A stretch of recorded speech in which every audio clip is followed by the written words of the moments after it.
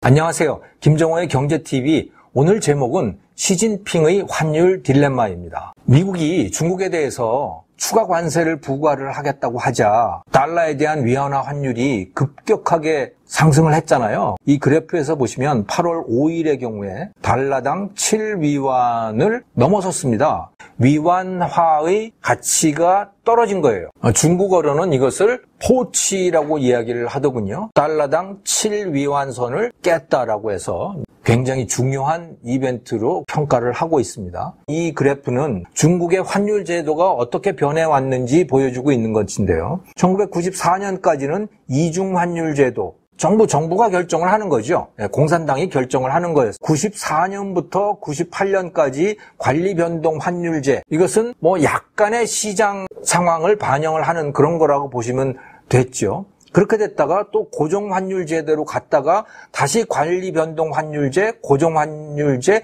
왔다 갔다 했어요. 그리고 2010년부터는 관리 변동 환율제를 사용을 하고 있습니다. 달러, 유로화 몇 개의 통화들을 바스켓으로 묶어가지고 그 비율을 이렇게 저렇게 조정을 해서 결정을 하는 건데요. 당국이 결정을 하는 거라고 보시면 돼요. 제가 이렇게 초록색 박스로 이렇게 했듯이 2011년, 12년 그 무렵부터는 6과 7 사이에서 유지가 되어 왔었어요. 그러다가 8월 5일 날 7을 깨버린 거죠. 굉장히 오랫동안 유지되어 오던 이 안정된 그 범위를 벗어났다. 그런데 중국은 6과 7 사이의 이 환율을 유지하기 위해서 상당한 비용을 들였습니다. 이게 중국의 외환 보유고이거든요. 현재 중국의 외환 보유고가 3.1조 달러입니다. 3조 1천억 달러. 대한민국의 외환 보유고가 4천억 달러 수준이거든요. 근데 중국의 외환 보유고는 3조 1천억 달러예요. 우리보다 거의 한 8배나 더 많죠. 세계에서 가장 많은 외환 보유고를 갖고 있는 나라입니다. 흥미로운 것은 이게 2014년에 4조 달러였던 거예요. 몇 년 만에 지금 이게 1조 달러가 줄어든 거예요. 그런데 그동안에도 계속해서 경상수지 흑자가 발생을 했거든요. 그러면 중국의 외환 보유고는 계속해서 증가하고 있었어야 돼요. 그런데 2014년부터 이게 줄어들어 왔어요. 왜 이렇게 줄어들어 왔느냐? 그 돈을 썼던 거죠. 뭐 하는 데 썼을까? 중국의 환율을 7과 6 사이에서 유지하는 데 썼던 겁니다. 왜 그 사이에서 계속 유지해 왔을까? 그것을. 그 이유는 위안화를 국제통화로 만들기 위해서 그랬던 거예요.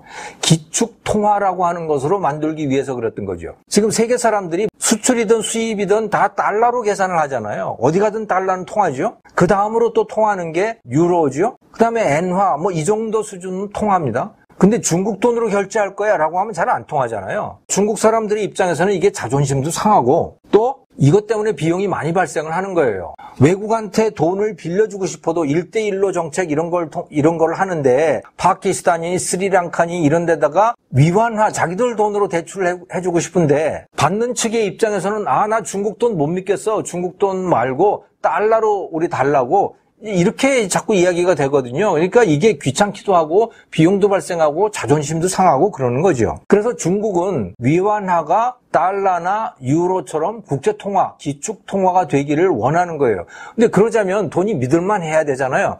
그걸 위해서 이 환율을 이렇게 유지를 해왔다고 보시면 되는 거예요. 그러자면 어떻게 되느냐? 계속해서 위안화를 사줘야 되는 거죠. 달러를 팔아야 되는 거예요.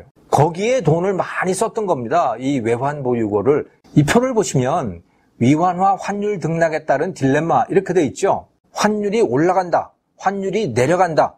크게 두 개로 돼 있고 그 각각에 대해서 이익, 손해 이렇게 해가지고 4개의 칸이 이렇게 마련이 돼 있습니다. 자, 환율이 올라가면 다시 말해서 위안화의 가치를 떨어뜨리면 어떻게 되느냐?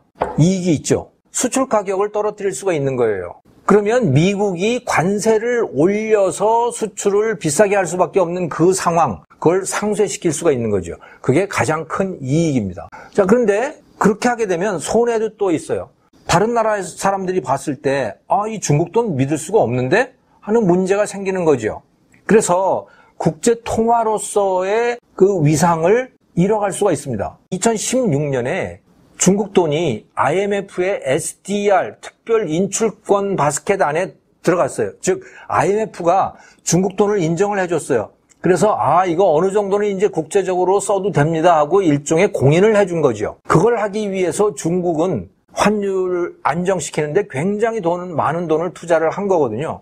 그걸 포기하는 셈이 되는 거예요. 그래서 이거는 중국이 부담하게 되는 매우 큰 코스트다. 중국몽을 포기해야 될 수도 있다. 또 하나는 국내 물가가 상승을 하게 되는 거죠. 수출 물가는 떨어지지만 반대로 수입 물가는 올라가게 됩니다. 왜냐하면 달러나 또는 다른 나라 돈에 대한 중국 돈의 가치가 떨어지기 때문에. 그래서 같은 물건을 해외에서 수입을 한다고 하더라도 중국 돈으로 표시된 중국 국내 물가는 높아지잖아요. 이것은 중국의 부자들한테는 별 문제가 안 되지만 중국의 가난한 사람들에게는 굉장히 큰 문제가 되는 거죠. 생활이 당장 어려워지는 문제. 가뜩이나 중국은 빈부격차가 큰 나라인데 저소득층의 정치적인 불안을 야기할 수가 있다는 이런 문제가 생기는 겁니다.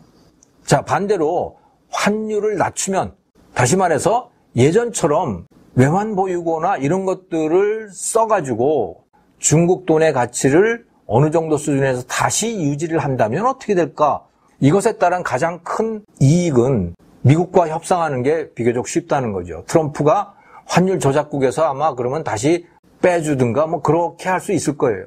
그리고 위환화의 위상을 유지하기도 쉽겠죠. 하지만 문제는 그렇게 하기가 매우 힘들다. 왜냐? 그렇게 하려면 달러를 많이 써야 되는데요. 환율을 이렇게 높여놓은 상황에서는 경상수지 흑자도 줄어들게 되고 또는 적자로 가게 되고 그런 상황에서는 외환 보유고도 줄어들게 되는 것이죠.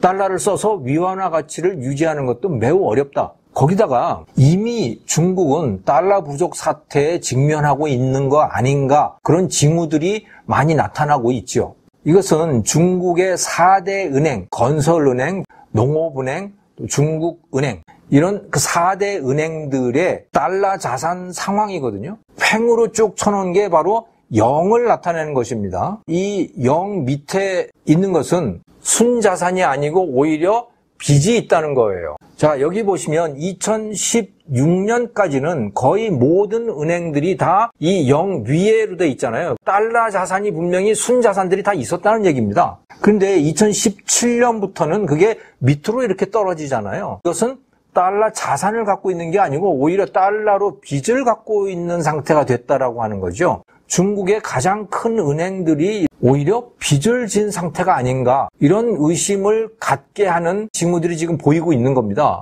거기다가 중국 당국도 해외에다가 송금하는 거에 대해서 여러 가지 제한들을 하고 있고 비공식적인 제한들을 그렇게 하고 있어요.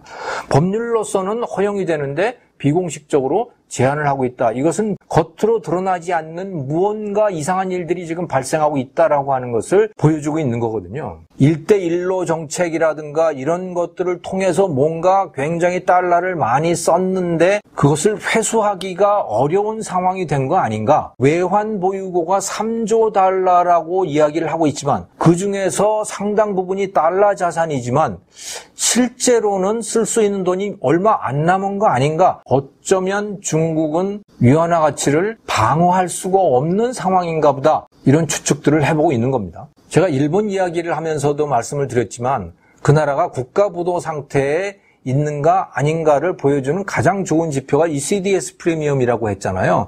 그럼 중국은 지금 어느 정도 상황인가? 여기를 보시면 CDS 프리미엄이 8월 12일 날 50이에요. 한국은 32이고요. 일본은 23이고 그런 수준입니다. 한국이나 일본보다는 중국 국채가 부도날 확률이 2배 더 높다 이렇게 보시면 되는데 그래도 여전히 이 정도 수준이면 상당히 양호한 수준이에요. 그래서 중국이 뭐 갑자기 부도가 난다든가 이런 염려는 없는 거죠. 최소한 자기 돈을 걸고 투자하는 투자자들이 보기에는 중국이 뭐 부도가 날 나라라든가 그렇게 보고 있지는 않은 거예요. 그리고 과거와 비교를 해보더라도 이 그래프가 2018년 9월부터의 CDS 프리미엄을 보여주고 있는 겁니다만은 가장 높을 때는 73까지 갔었거든요. 이 CDS 프리미엄이. 근데 그거보다 낮은 상태예요. 그렇기 때문에 중국이 뭐 굉장히 위험한 상태라든가 그런 건 아니에요. 그런데 분명하게 말씀드릴 수 있는 건 뭐냐?